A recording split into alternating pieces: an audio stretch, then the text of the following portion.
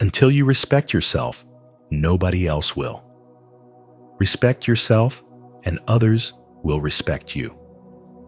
This timeless wisdom from Confucius still echoes today, especially in a world where we often seek validation from the outside while forgetting our own worth. In this video from Spiritual Wisdom, we explore Carl Jung's powerful message. Until you respect yourself, nobody else will. This isn't just a quote, it's a mirror, asking you to reflect on how you show up in your own life. Are you setting the standard or settling for less? If this message resonates with you, comment below. I choose to honor my worth. Let us know how self-respect has transformed your journey or how you're ready to begin. Watch closely, because the way you treat yourself sets the tone for every relationship in your life. 1. How others treat you mirrors how you treat yourself.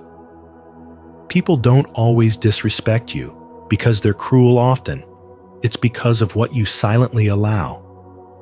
When you stay quiet in the face of mistreatment, constantly overextend yourself, or tolerate being overlooked, you're not just being patient or understanding.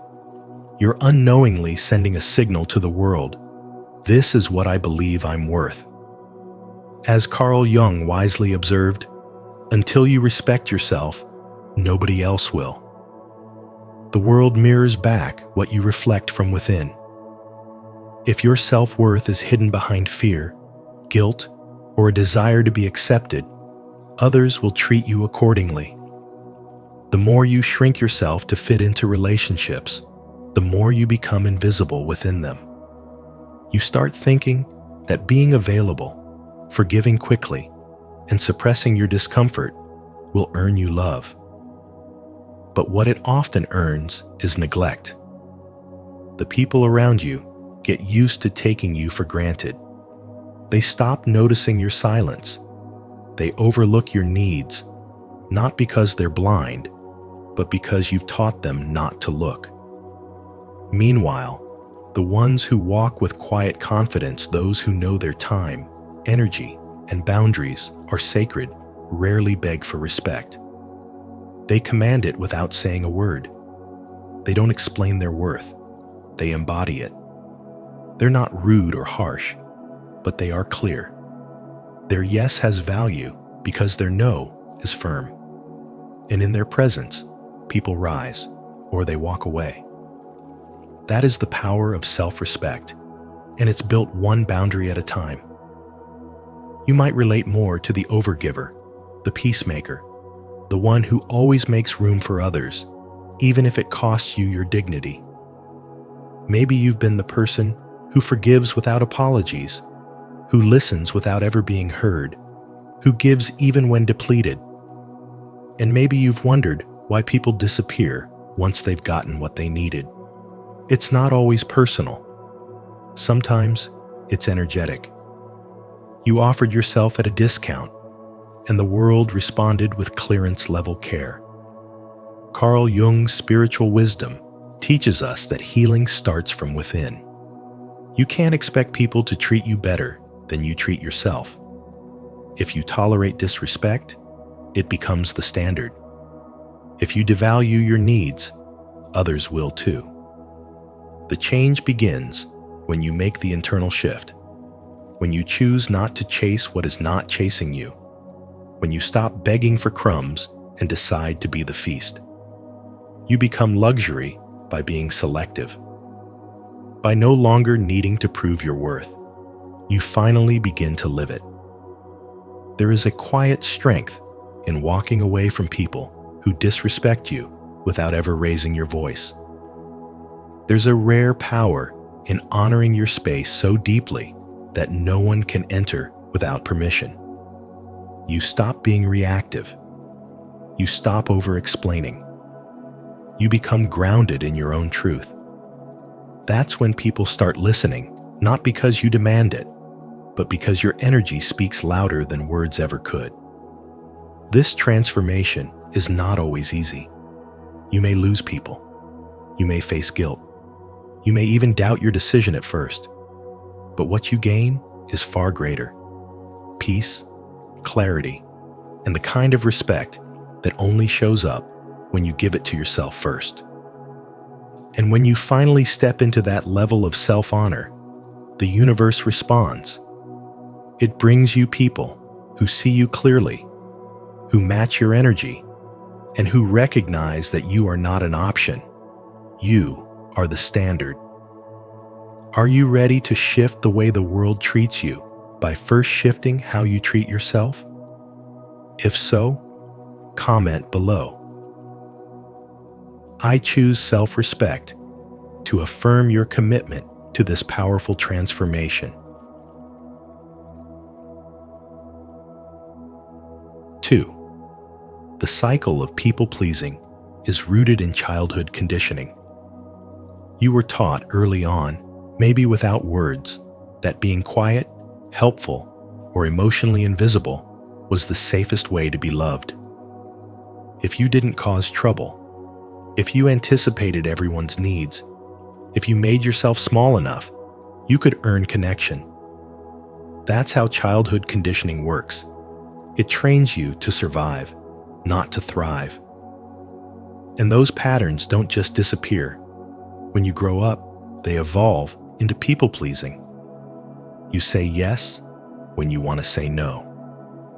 You smile when you're hurt.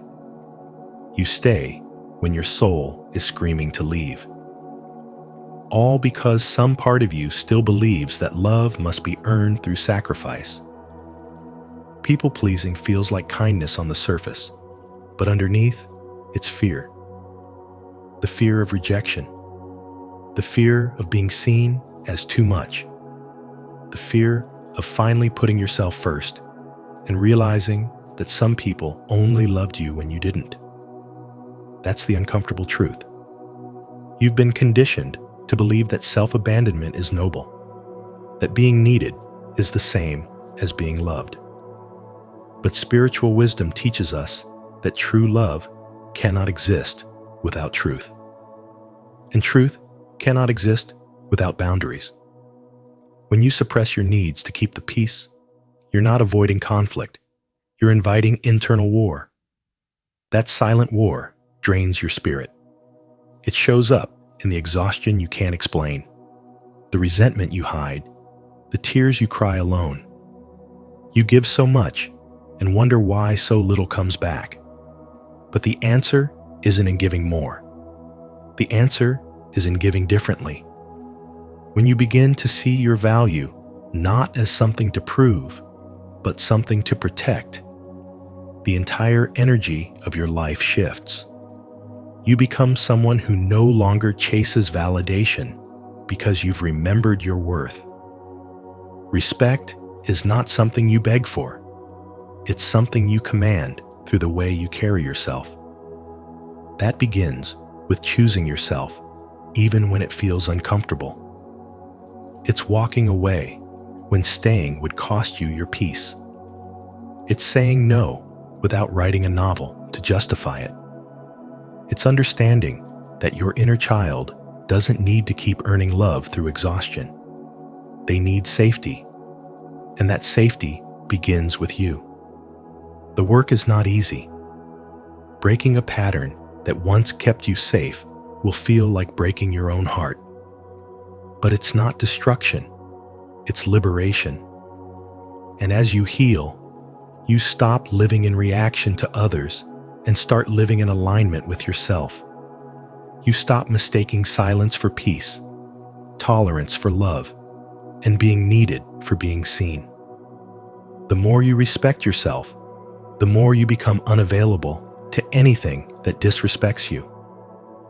Carl Jung said that what remains unconscious will control your life, and you will call it fate. But now you know better.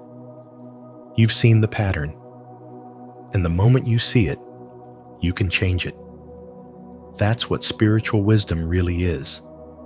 The courage to live in truth, even if it means disappointing those who only love the version of you that stayed small. Have you ever noticed how your childhood shaped your need to please others? If so, share your story in the comments. It might help someone feel less alone. If not, comment, "I'm ready to break the cycle," to begin your healing journey.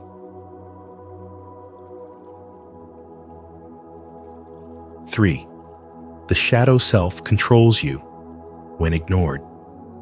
Your shadow holds the parts of you you've been told to hide: your fire, your strength, your boundaries, your truth. These pieces don't disappear. They simply go underground. They wait in silence until one day they rise, not with grace, but with chaos. Carl Jung once said, "Until you make the unconscious conscious, it will direct your life and you will call it fate." This is not just a psychological insight, it's a spiritual awakening. What you repress begins to run your life. You think people are disrespecting you, but often they are mirroring the disrespect you show yourself by abandoning your truth. When you don't own your boundaries, you attract people who step all over them. When you silence your anger, it shows up in passive-aggressive words or emotional breakdowns. When you bury your power to please others, you become invisible, even to yourself.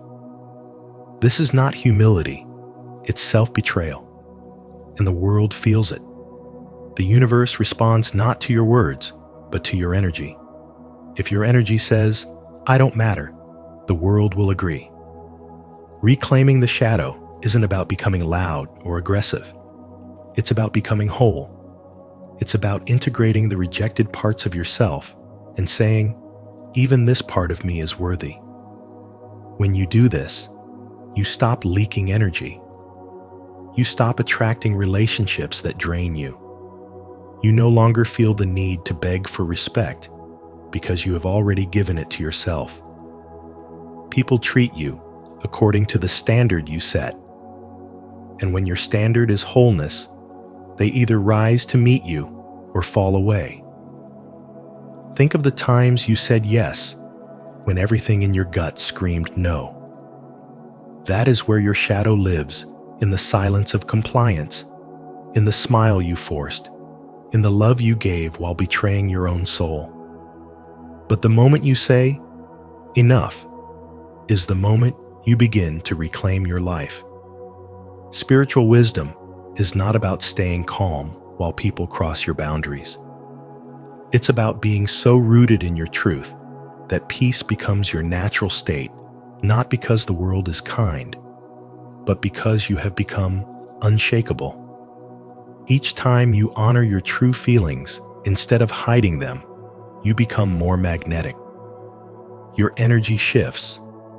You stop being an option and start becoming a presence. You no longer attract disrespect because there's no space in your field for it. This is how the shadow transforms from a saboteur to a source of sacred power. Until you respect yourself, no one else truly will. Not because they're cruel, but because people subconsciously follow the cues you send. When you glow with self-trust, you teach others how to treat you not with fear, but with reverence. And in that radiant alignment, your spiritual awakening deepens, not by becoming someone new, but by finally embracing who you've always been. If this message about the shadow self resonates with you, don't forget to like this video, subscribe to our channel, and turn on the notification bell so you never miss content that helps you awaken and grow. Comment below, "I am ready to face my shadow and reclaim my power." 4. True respect begins with boundaries. You teach others how to treat you by the boundaries you set, not by how much you give or how available you are. Saying no is not a rejection of love or connection. It's a declaration of self-respect. Yet so many people feel guilty when they try to set limits. as if choosing themselves is somehow a betrayal of others. But guilt isn't always a sign that you're doing something wrong. Sometimes, it's the residue of old programming of childhood dynamics, where saying no meant being unloved, ignored, or punished. Carl Jung said, "The most terrifying thing is to accept oneself completely." And acceptance begins the moment you choose your peace over people-pleasing. When you allow your boundaries to be pushed for the sake of harmony, you're not keeping peace, you're suppressing your truth. Every yes that violates your values is a quiet act of self-abandonment. You begin to feel invisible, even when surrounded by others. Why? Because people can only see you clearly when you are willing to be authentic. Carl Jung's spiritual wisdom reminds us that becoming whole means integrating our shadows, our discomfort, and our truth, not just the parts that are easy to love. There's a woman who used to give endlessly to her family, her workplace, her friends. She thought being kind meant saying yes to everything. But behind her smile was exhaustion. She felt unseen, used, and unappreciated. One day, she decided to stop apologizing for needing space. She stopped answering late-night calls. She started saying, "I can't help right now," and let the silence that followed do the talking.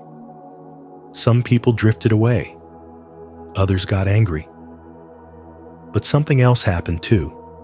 She started breathing easier. Her body softened. Her soul stopped screaming. That was the moment she realized losing people who only loved her compliance was not a loss at all. It was a blessing. Boundaries are not punishments. They are invitations to love in a healthier, more honest way.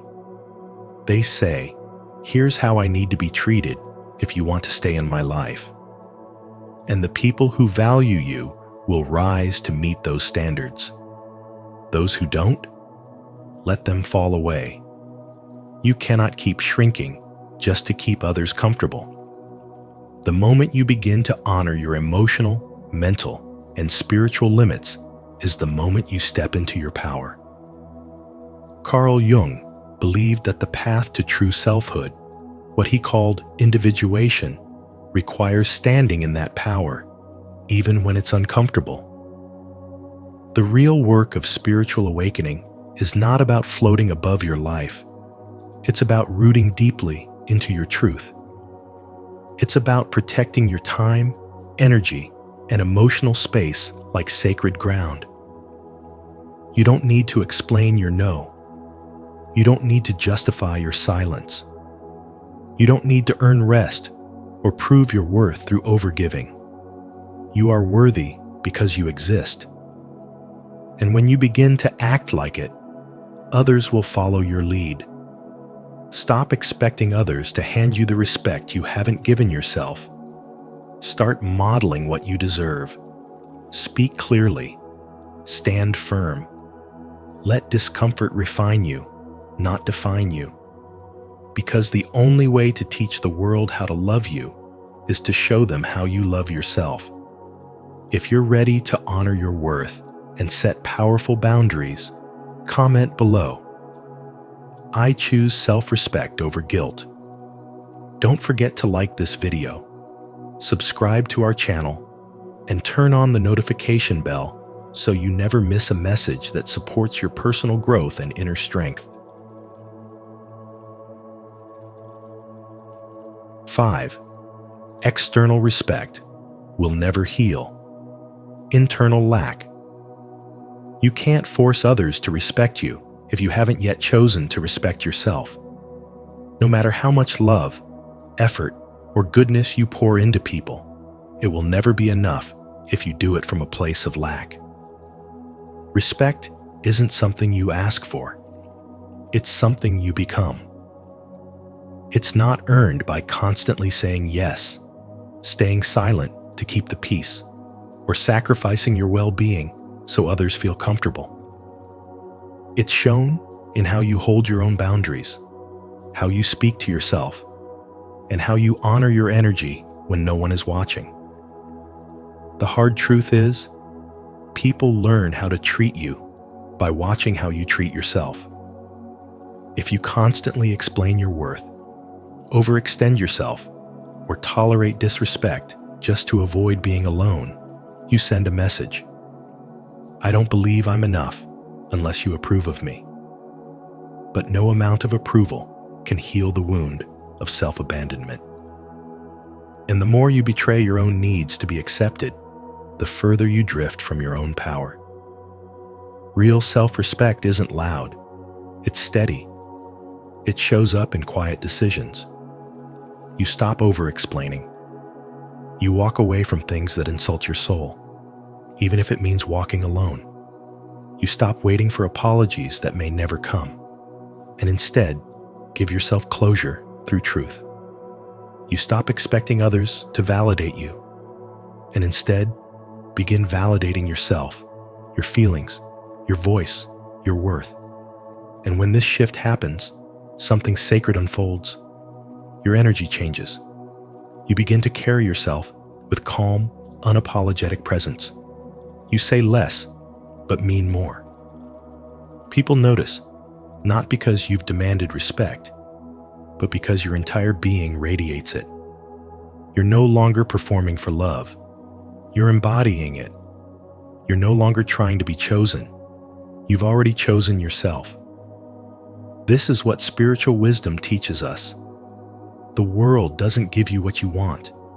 It reflects what you believe you deserve.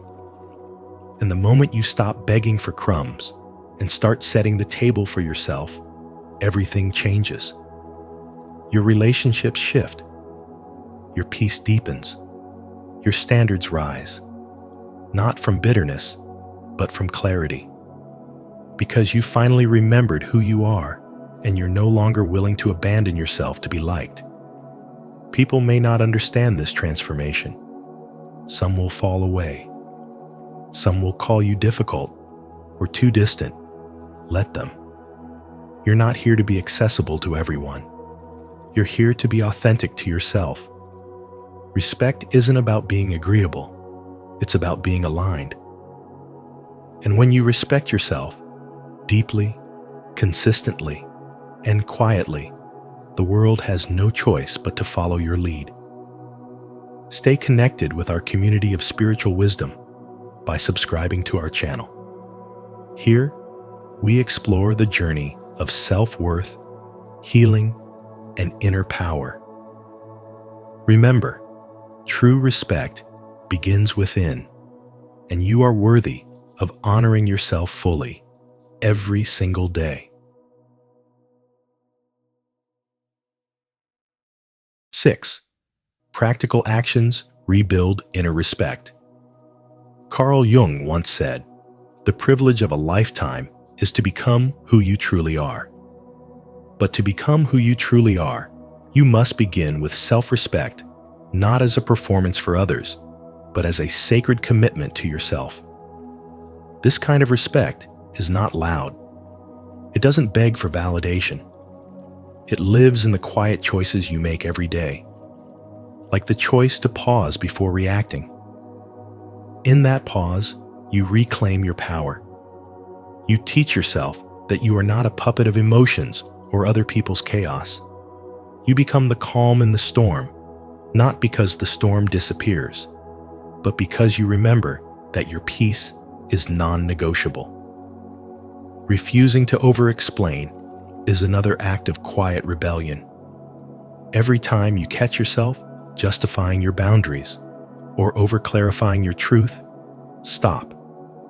Over-explaining drains your soul and makes it seem like your worth depends on someone else's understanding. But it doesn't. Your truth doesn't need to be watered down for it to be real. You are not required to convince anyone. When you speak less and stand taller, your silence becomes power. And power rooted in self-respect doesn't scream, it radiates.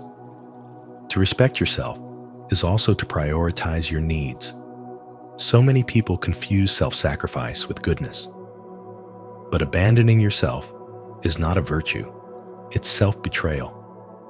When you consistently ignore your needs, you teach yourself that you are not important, that your well-being can wait. But your spirit is always listening. It notices when you choose others over yourself again and again. True spiritual awakening begins when you realize that your needs matter just as much as anyone else's. Not more, not less equally. Choosing yourself isn't selfish. It's sacred alignment with your soul. Each small act of self-respect, whether it's walking away from chaos, saying no with grace, or simply showing up for yourself, adds up. You begin to rebuild the invisible structure within you. The more you practice it, the more your energy changes. And when your energy shifts, your reality responds. People notice. Life opens up. You stop attracting people who disrespect you because you no longer disrespect yourself. Your inner world becomes rooted, and so your outer world begins to reflect that stability. Spiritual awakening is not always about grand revelations or mystical moments. Sometimes it's as simple as getting enough rest, turning off your phone, or choosing silence over conflict. It's about honoring the small voice inside that says, "This doesn't feel right," and having the courage to listen. You evolve not by proving your worth, but by living as if it were already undeniable. And the moment you start treating yourself like you matter, the world has no choice but to follow. If this message has spoken to your heart today, leave a comment of commitment. I honor myself through daily choices. Let this be your declaration of inner respect. And if you found this video helpful, don't forget to like, subscribe, and share it with someone on the path of healing. 7. Emotional independence is the key to authentic power. Emotional independence is the foundation of authentic power. Yet many people unknowingly live their lives in silent bondage to the fear of being alone. This fear doesn't always scream. Sometimes, it whispers in the background of your daily choices when you stay in a draining relationship just to avoid emptiness, when you suppress your truth to keep the peace, when you accept less than you deserve simply because you fear walking alone. As long as your sense of worth is tied to external validation, you'll keep shrinking yourself for acceptance, for closeness, for love that is often conditional and unreliable. Carl Jung once said, "The privilege of a lifetime is to become who you truly are." But how can you become your true self if you're always morphing to fit the expectations of others? When you chase love out of fear, you're not loving. You're negotiating your dignity. Authentic love cannot bloom in the soil of self-abandonment. The moment you compromise your integrity to be chosen is the moment you've chosen to reject your own soul. That's the hidden cost of emotional dependence. It erodes your boundaries, silences your intuition, and dims your light in exchange for the illusion of connection. There was a woman who had everything on the surface: career, friends, charm, but underneath, she was exhausted. Always the one who reached out first, who forgave too quickly, who made excuses for other people's lack of effort. She didn't know she was trading emotional crumbs for a false sense of security. One night, sitting alone, she whispered a truth that changed everything. "If I don't choose me, no one else will." That whisper became a roar. She started setting boundaries, not out of anger, but out of self-respect. She stopped chasing apologies, stopped explaining her worth. And in that space of solitude, she found something she had been missing her whole life herself. When you begin to enjoy your own company, when you no longer fear silence, you begin to remember your wholeness. You stop being desperate for company that drains you, and you start attracting relationships that match your new frequency. You're no longer performing for love. You're radiating from self-respect. You walk into rooms differently. You speak with a voice rooted in truth, not in fear. And you finally understand that solitude isn't loneliness, it's sacred space. It's the ground where your power grows. Carl Jung emphasized that wholeness, not perfection, is the true goal of life. Emotional independence is the path to that wholeness. It is the ability to stand in your truth without needing someone else to validate it. It's choosing yourself every day, not as an act of rebellion, but as an act of alignment. You don't reject others. You simply stop rejecting yourself. The truth is, no one can truly respect you until you respect yourself. No one can love you in a healthy way until you've stopped needing them to fill the gaps you refuse to face. When you become emotionally independent, you don't become cold, you become clear. And in that clarity, you rediscover the kind of peace, presence, and power that no relationship, no approval, and no compliment can ever substitute. That is the beginning of true spiritual wisdom.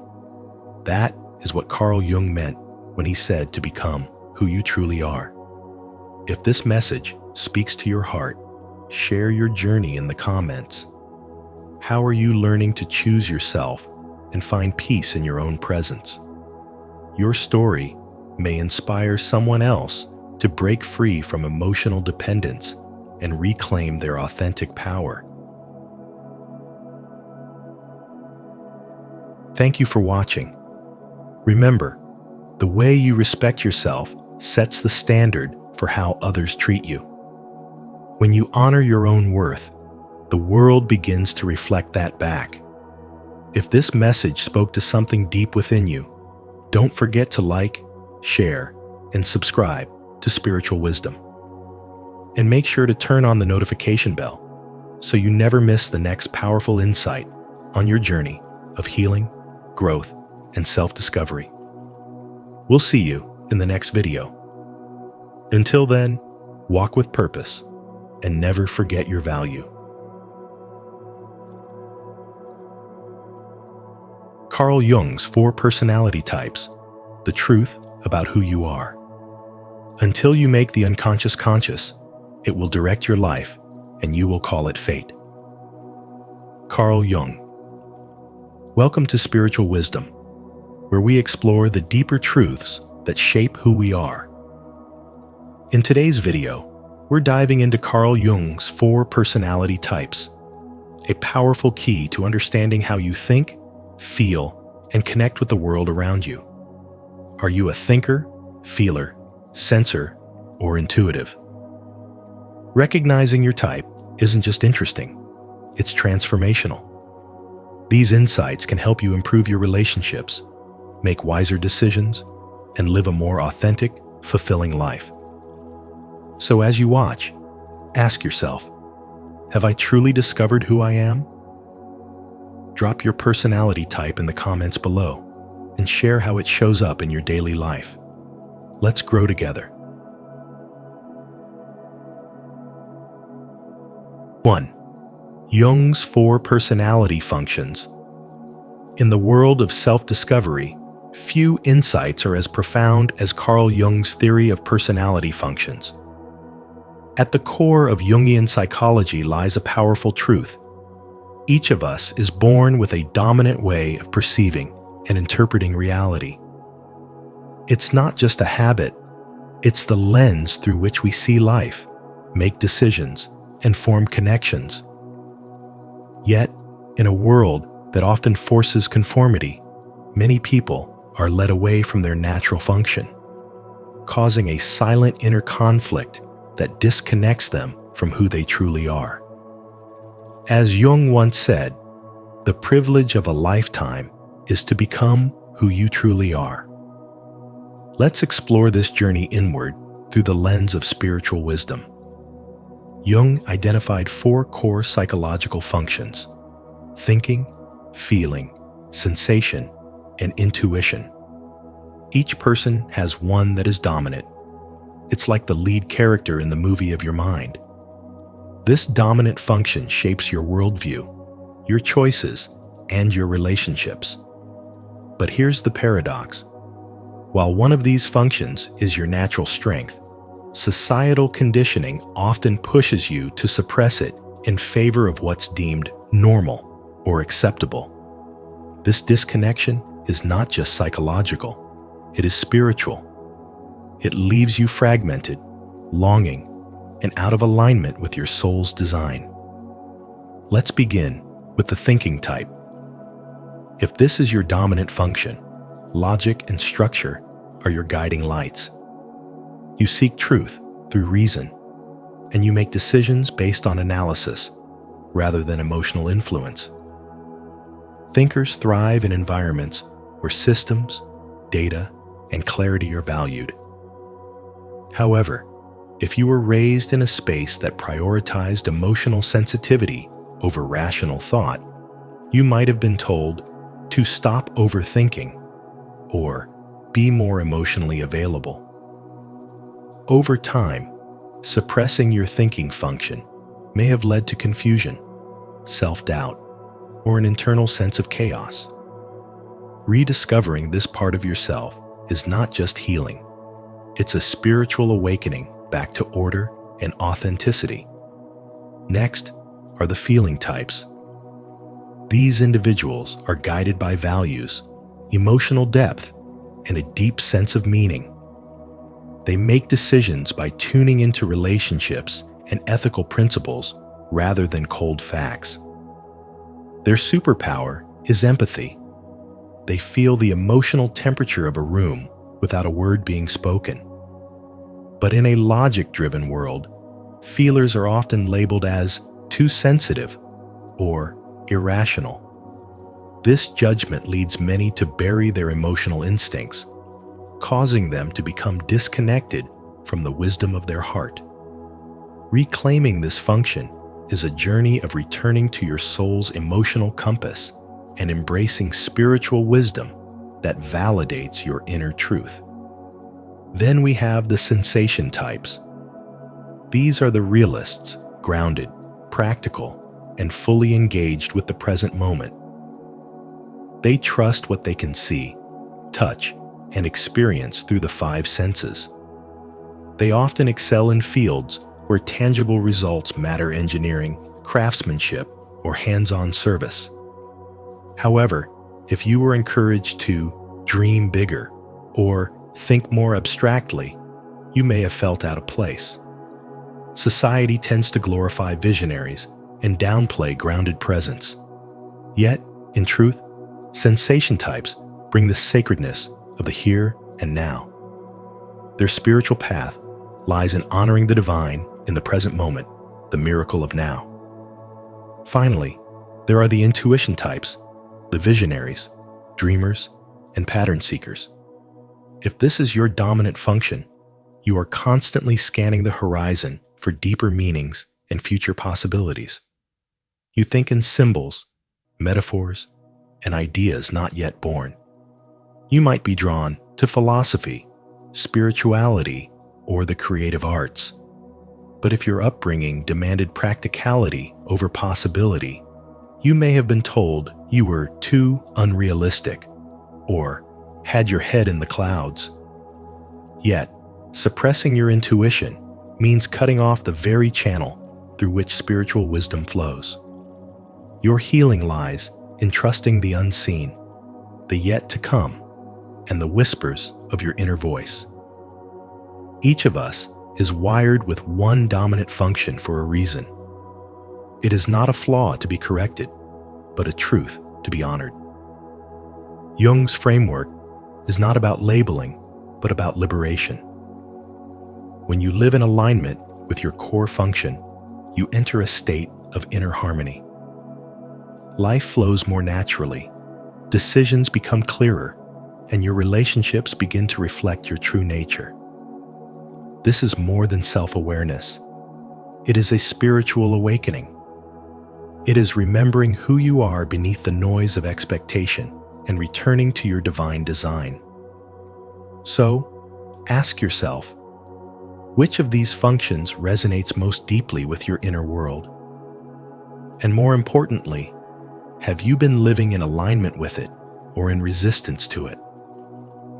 If this message resonates with your soul, take a moment and affirm, I am ready to live in alignment with my true self. Type it in the comments below to claim your journey. 2. Introversion versus extroversion. Attitude types. Carl Jung taught that introversion and extroversion are not about being shy or outgoing, but about the direction in which your energy naturally flows. Introversion means your energy is directed inward. You feel most alive when reflecting, being in solitude, or diving deep into your thoughts. Your inner world becomes your source of clarity, strength, and renewal. Extroversion, on the other hand, means your energy flows outward. You thrive in active environments, draw power from interactions, and often process your thoughts by speaking them aloud. Neither is better. They are simply two attitudes that shape how we experience life. These two orientations, according to Jung, form the foundation of how our four core psychological functions, thinking, feeling, sensing, and intuition, express themselves. Whether you're introverted or extroverted determines how you approach decisions, relationships, work, and even spirituality. It's not about behavior, it's about energy. For example, someone may seem social and talkative, but they still need long hours alone to reset. Others might appear quiet, yet feel energized after hours of conversation. What matters is not how you appear to others, but how you recharge your mental and emotional batteries. This distinction is crucial in a world that often demands constant engagement.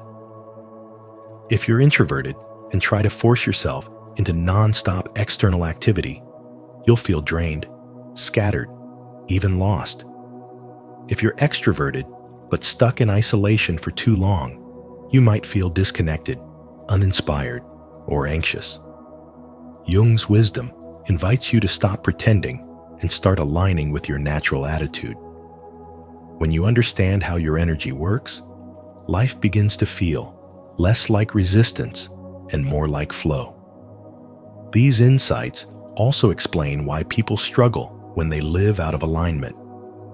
If an introvert is constantly in high energy, social roles without time to reflect, burnout becomes inevitable. If an extrovert is locked into solitary work with no chance to connect, their creativity might wither.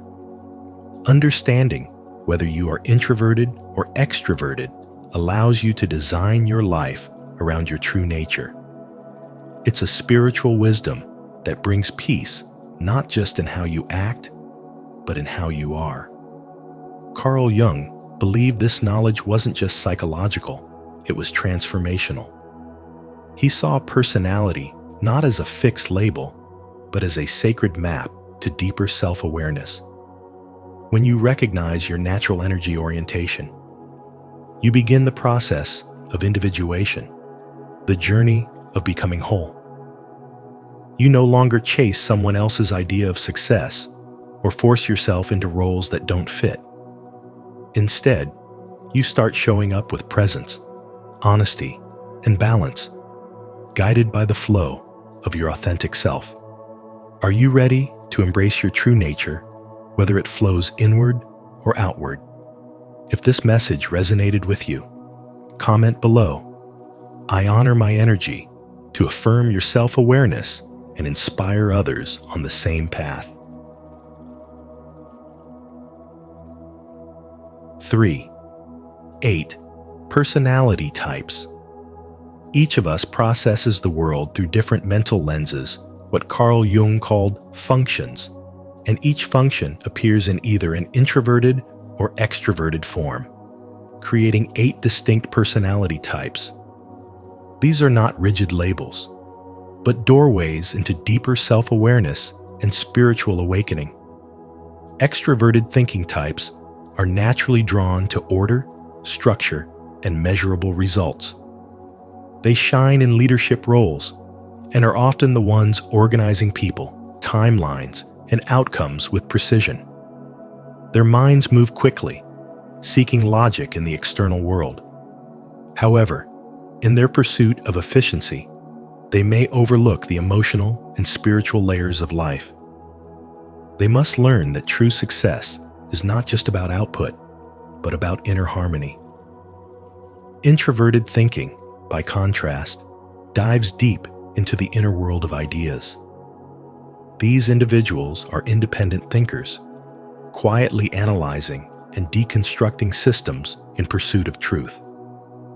They prefer depth over speed and often appear detached from group norms. Their path to spiritual awakening lies in bringing their insights into conversation with others, bridging solitude and connection, intellect and feeling. Extroverted feeling personalities are socially attuned and empathetic. They sense what others need and often serve as peacemakers in families and communities. Their decisions are guided by shared values, and they thrive when their environment feels emotionally cohesive. But in always trying to please others, they risk neglecting their own soul. Their growth involves learning to honor their truth, even if it disrupts external harmony. Introverted feeling types are guided by a strong internal compass. They hold deep values and convictions that may not be visible on the surface, but shape every decision they make. These individuals are not easily influenced, as they measure right and wrong against their own inner scale. Their journey involves expressing this moral clarity outwardly, not to convince others, but to live authentically and vulnerably. Extroverted sensation types engage the world through their 5 senses. They live for the present moment, experiencing life with a vivid physical immediacy.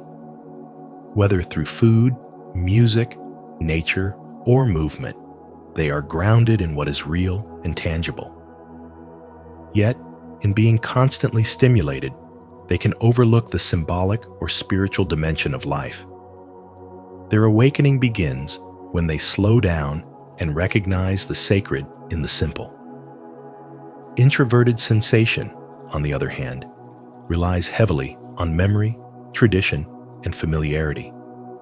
These types are rooted in the past, drawing from experience to interpret the present.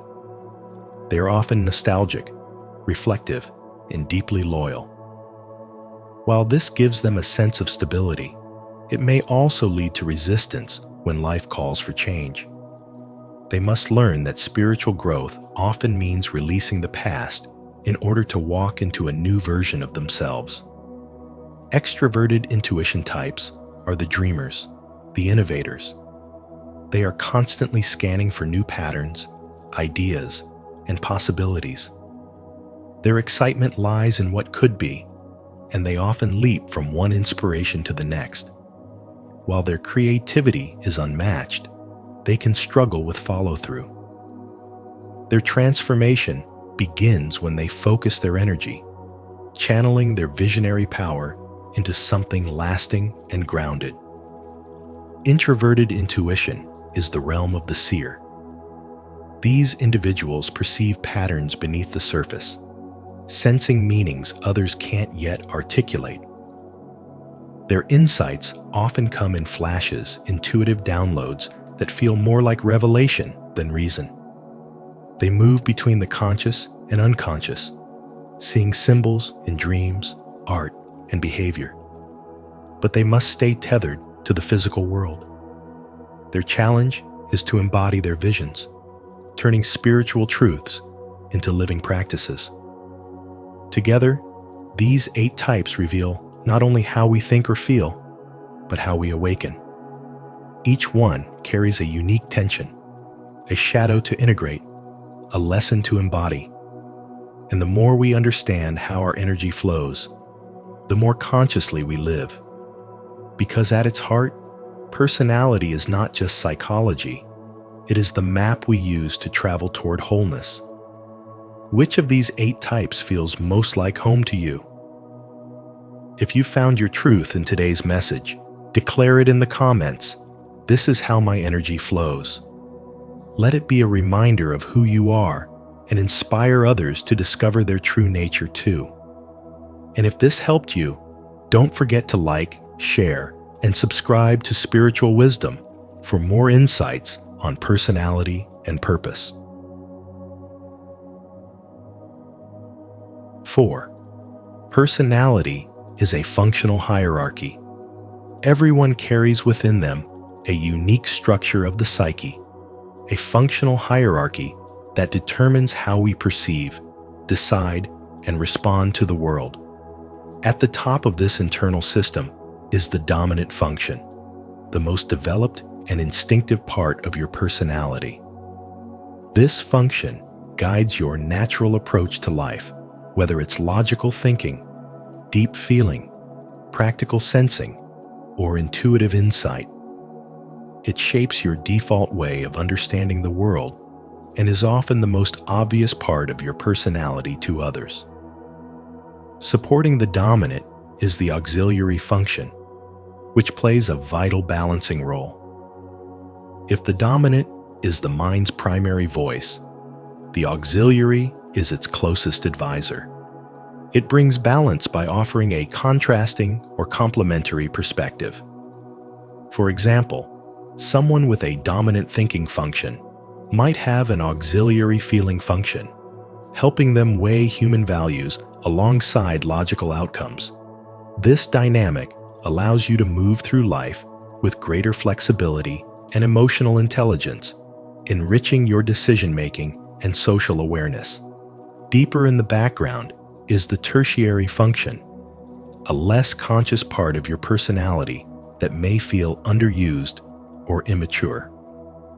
Though it plays a quieter role, this function often surfaces in times of rest, reflection, or personal experimentation. While it may not drive your everyday behavior, it still colors your thoughts and reactions in subtle ways. Nurturing this part of yourself can bring more balance to your inner world and help you grow in areas that have long remained dormant. At the lowest level sits the inferior function, often seen as the weakest and most unconscious aspect of the psyche. Yet, paradoxically, this function holds the greatest potential for growth and transformation. It is the gatekeeper to your shadow self, the parts you've disowned, denied, or simply never developed. While it may show up in moments of stress or conflict, it also offers a sacred opportunity. Engaging with your inferior function can spark profound spiritual awakening. It challenges your identity and urges you to embrace wholeness by integrating what was once hidden. As Jung said, wholeness is not achieved by cutting off a portion of one's being, but by integration of the contraries. Living with spiritual wisdom means embracing this entire hierarchy, honoring the dominant, learning from the auxiliary, nurturing the tertiary, and bravely confronting the inferior. Each function holds a mirror to your soul, showing you where you shine and where you are still unfolding. This journey isn't about fixing what's broken. It's about awakening to all that you already are and allowing every layer of your personality to come into harmony. When you begin to recognize the value of even your least developed traits, you start to walk a path of inner unity where awareness replaces resistance and integration leads to transformation. If you found this insight into your functional hierarchy valuable, don't forget to like, subscribe, and turn on the notification bell so you never miss a chance to grow in self-awareness. Integration is the path to wholeness. Type in the comments, I am ready to integrate all parts of myself. 5. The inferior function and shadow work. The inferior function, as Carl Jung explained, is the weakest and most underdeveloped part of your psychological type. It's not just a blind spot, it's the part of your inner world that feels awkward, unreliable, and even threatening. If your dominant function is thinking, then your inferior function is feeling. If you're naturally intuitive, your inferior function is likely sensing. And the problem is, most people don't even realize this imbalance exists. They're living out of alignment, overusing one function while suppressing the other, which creates psychological tension and confusion in everyday life. That's where the shadow begins to form. Jung defined the shadow as the collection of traits, emotions, and desires we repress, things like rage, insecurity, vulnerability, shame, or jealousy. We learn early on that certain parts of us are unacceptable, so we push them into the unconscious. But what we bury doesn't disappear. It grows. It shows up in passive-aggressive behavior, emotional outbursts, or judgment toward others. The more you deny your shadow, the more power it has over you, controlling your decisions from behind the scenes. Take the example of someone who thrives in logic and order, constantly praised for their rational mind and emotional control. On the surface, they appear strong and steady, but behind closed doors, their relationships may be strained. They might avoid emotional intimacy or feel overwhelmed by someone else's feelings. This isn't because they're cold-hearted. It's because their inferior feeling function, the one they've ignored, has become a part of their shadow. Until that emotional dimension is acknowledged, no amount of logic will bring inner peace or authentic connection. The path to integration begins with self-honesty. Shadow work isn't about eliminating your flaws. It's about illuminating them. The anger you suppress may be signaling a boundary that needs defending. The envy you feel might point to an unlived part of your own potential. Instead of judging these reactions, Jung urges us to explore them. Every uncomfortable emotion is a mirror, showing you what's unresolved inside. Your triggers are not your enemies, they're invitations to heal. And this is where real spiritual wisdom lies. Wholeness doesn't come from perfection, but from integration. Embracing your inferior function is not about becoming someone else. It's about becoming whole. By bringing conscious awareness to your shadow and learning to work with it, not against it, you stop projecting your pain onto others and start reclaiming your truth. You discover that the very parts you tried to hide contain the power to transform your life. Carl Jung taught that one does not become enlightened by imagining figures of light, but by making the darkness conscious. When you stop resisting the parts of you that feel uncomfortable, and instead approach them with curiosity and compassion, you open the door to genuine transformation. Your inferior function, once a source of shame or confusion, becomes a source of strength. Your shadow, once feared, becomes your guide. Let's support one another on this deep journey of inner healing. Comment below, I embrace my shadow to become whole. And here's something beautiful. If you see someone else commenting that, take a moment to like their comment or reply with a kind word. It's how we keep this space full of light, growth, and real connection. If you believe in this kind of supportive spiritual community, type 1 in the comments so we know how many of us are walking this path together. 6. Individuation, becoming whole. Individuation is the sacred process of becoming whole, not by striving to be better, but by learning to integrate all that you are. In Jungian thought, it's not about chasing perfection or cutting away your flaws.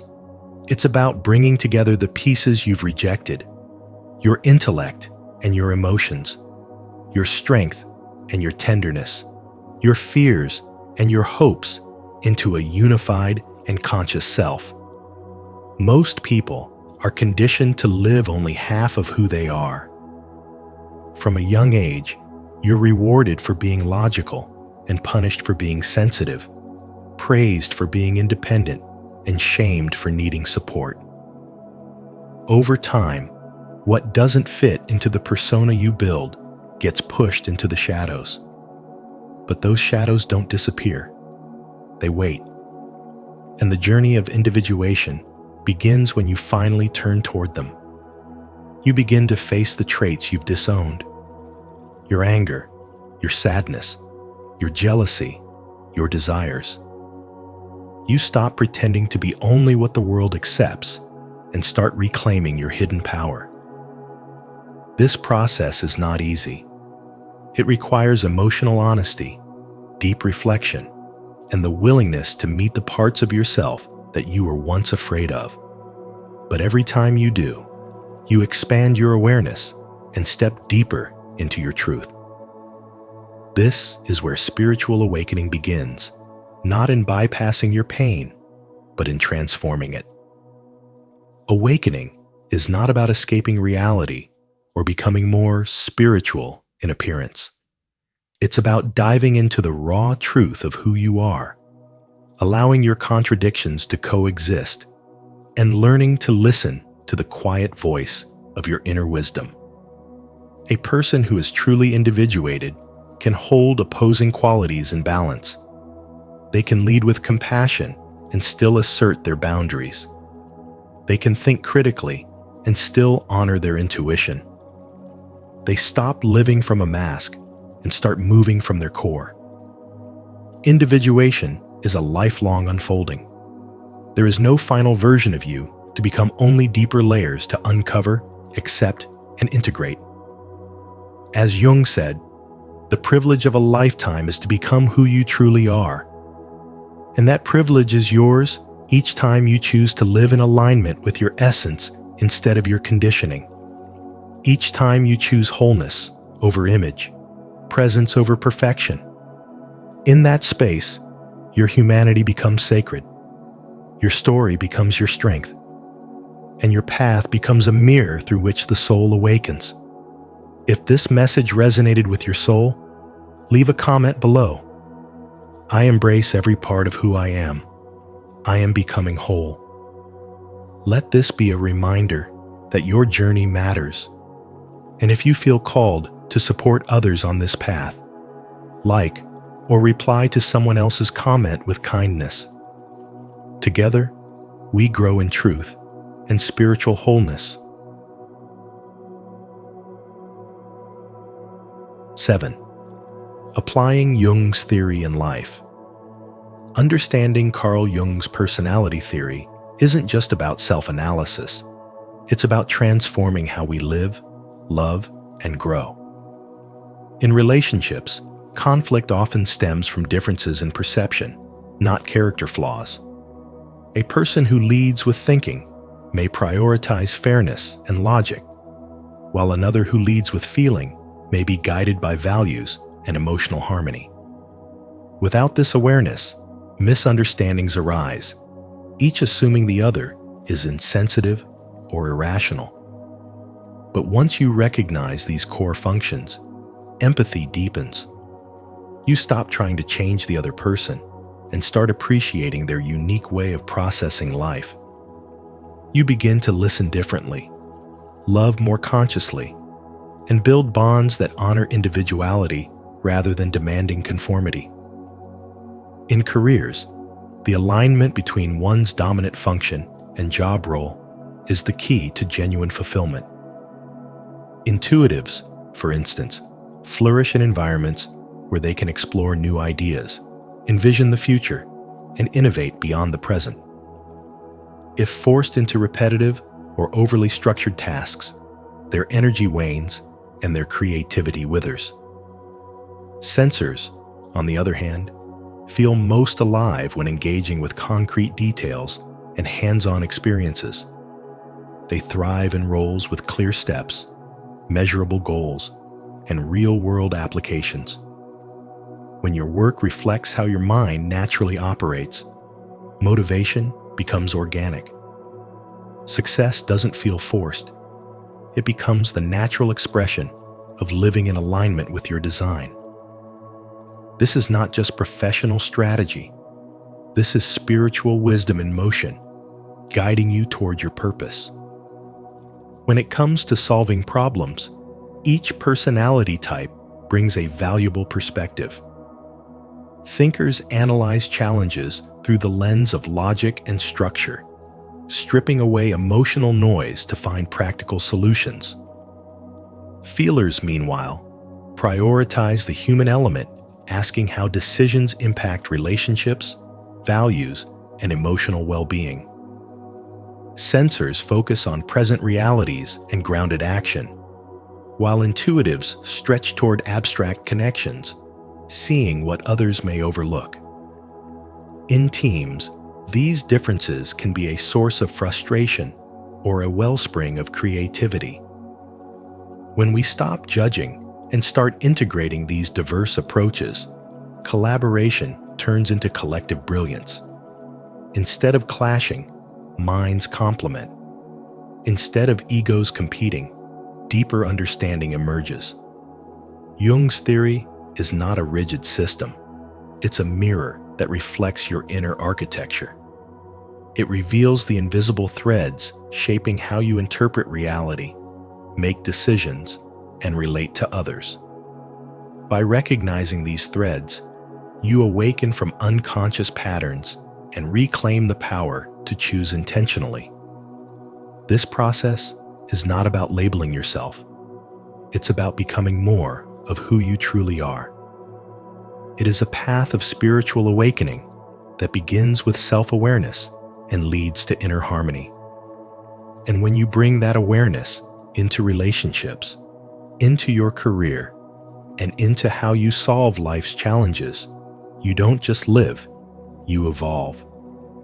That is the essence of transformation.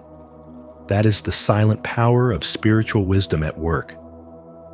To affirm your commitment to growth and understanding, declare it in the comments. I choose self-awareness and empathy. Let this be your reminder and an inspiration for others that personal growth starts with knowing yourself and honoring the differences in others. 8. Misunderstandings and modern adaptations. Carl Jung's original theory of psychological types was never meant to be a rigid system that confines people to fixed categories. Yet over time, tools like the Myers-Briggs Type Indicator, MBTI, have simplified and, in many ways, distorted his deeper insights. Jung's work emphasized that personality is not a box, it's a process. It's not about discovering what type you are and staying there. It's about understanding your natural tendencies so you can grow, evolve, and ultimately integrate the parts of yourself that remain underdeveloped. A common misunderstanding centers around introversion and extroversion. In everyday language, people confuse introversion with shyness and extroversion with sociability. But for Jung, these terms had little to do with social behavior. They referred instead to the direction of psychic energy. An introvert directs energy inward toward thoughts, feelings, and reflection. An extrovert directs energy outward toward people, action, and external stimulation. This has nothing to do with how friendly or expressive someone is. It's about where they go to recharge and how they relate to the world around them. This distinction becomes clearer when we look at real-life examples. Consider a woman named Sarah, who always believed she was extroverted because she was outgoing, led group projects, and loved being around people. But when she faced emotional exhaustion and burnout, she realized she had been performing an extroverted lifestyle that clashed with her true nature. Her creativity flourished in solitude. Her energy returned when she was alone. She wasn't socially anxious. She was simply introverted. And once she honored that truth, her health, creativity, and self-respect deepened. This is exactly what Carl Jung meant when he spoke about integration. Over time, we are called not just to live from our dominant function, whether that's thinking, feeling, intuition, or sensation, but to develop all aspects of the psyche. The journey isn't about reinforcing our strengths at the expense of our weaknesses. It's about expanding into wholeness. A thinker benefits from cultivating emotional awareness. A feeler becomes more grounded when they embrace logic. A sensor gains depth by exploring intuition. And an intuitive person becomes more effective when they ground their visions in sensory reality. Jung's philosophy was never about creating labels that limit us. It was about giving us a map, a way to understand the landscape of the self so we can move through it with greater consciousness. When tools like MBTI are used carelessly, they reduce this rich inner terrain into a personality test result that people cling to like an identity. But spiritual wisdom teaches that identity is not static. It is evolving. The true self isn't found in labels. It's found in the lifelong integration of all that we are. That's what Jung called individuation, the process of becoming whole by making the unconscious conscious. Thank you for joining us today on Spiritual Wisdom. As we've explored Carl Jung's 4 personality types, remember, understanding your true nature is not about putting yourself in a box, but about unlocking the deeper layers of who you are. Whether you are a thinker, feeler, sensor, or intuitive, each type holds unique strengths and paths to personal growth.